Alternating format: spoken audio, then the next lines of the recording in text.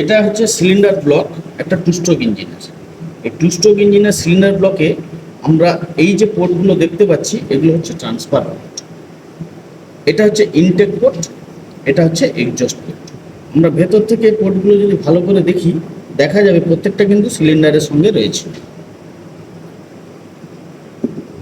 এটা হচ্ছে two stroke ইঞ্জিনের পিস্টন।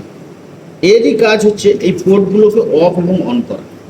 এই পোর্টগুলোকে অফ অন করা হচ্ছে এই পিস্টনের কাজ।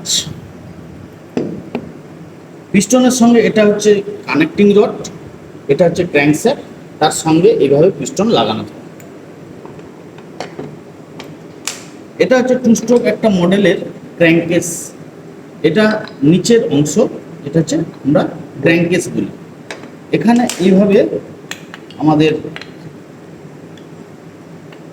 কানেক্টিং রড এইভাবে ফিটিং থাকে, এইভাবে ফিটিং থাকে। আমরা এইভাবে যখনই ঘোরাবো তখন এইভাবে আপ ডাউন করতে থাকি। ঠিক আছে, এবারে আসি আমরা ওয়ার্কিং প্রিন্সিপাল, কীভাবে ওয়ার্কিং করে অ্যাকচুয়ালি। ঠিক আছে।